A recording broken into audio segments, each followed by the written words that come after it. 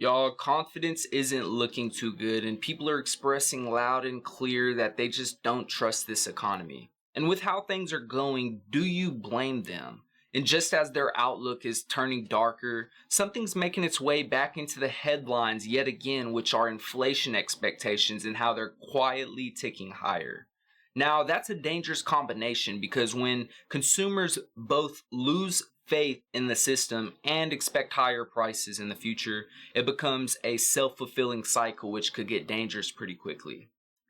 The University of Michigan's Consumer Sentiment Index for September came out today, and we've seen that it fell to 55.4 in September, which was a 4-month low and well below the expectations of 58.1. Now, for context, this index is one of the best long-running gauges of how households feel about the economy.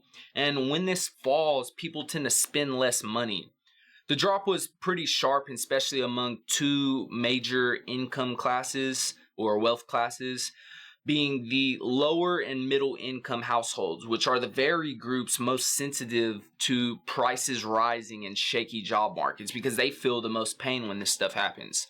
Then at the same time, long-term inflation expectations rose to 3.9%, which was up from August's number of 3.5%. So that'll be the highest since early this year. Expectations for next year, though, they held steady at only 4.9%. So we didn't see much increase there. But all of this matters because if people believe inflation will stay high, they change their behavior up. They spend faster, demand higher wages, raise prices in anticipation, and it can embed inflation into the system, which is exactly what the Fed doesn't want to happen because then inflation becomes this underlying issue yet again. And this comes against the backdrop of a cooling labor market. So the New York Fed survey earlier this week found that Americans feel less confident about their ability to find a new job if they lost their current job at any point since the survey has begun. And meanwhile, jobless claims just hit their highest level since that of 2021, which with much of the spike being tied to the Texas flooding. Still though, it's flashing red on all economists' dashboards. So a lot of people are beginning to feel nervous. And they're not the only ones to feel nervous because both workers and employers are nervous as well because workers are nervous. Employers are cautious about hiring. Even though they're not laying off, they're not hiring any. The combination only adds weight to the Fed's next move.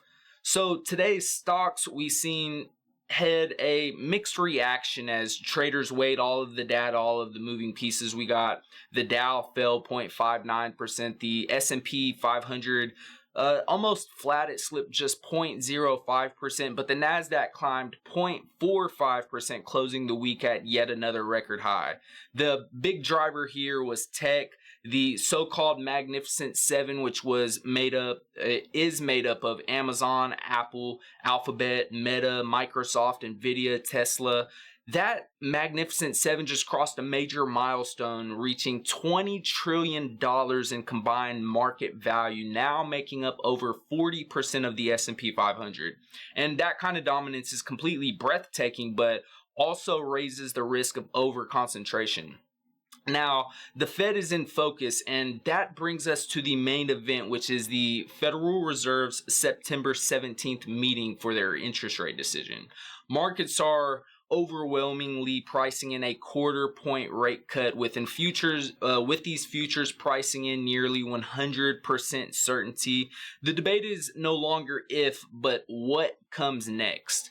So right here I got the CME Fed Watch tool pulled up, and we can see it's dang near solidified that we're going to get this 96.4% chance of this 25 basis point.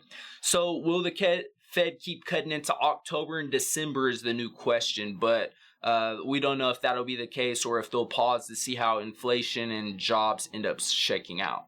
Some on Wall Street, like Morgan Stanley, are now projecting as many as 4 cuts by next summer. Others warn that cutting too aggressively could stoke sticky inflation and sticky wage inflation at that and reignite tariff-driven price pressures. And then there's the political angle that the BLS has been under fire. Trump's economic advisors are in the spotlight. And even TikTok's looming deadline next week will add fuel to the broader trade tensions that are happening right now.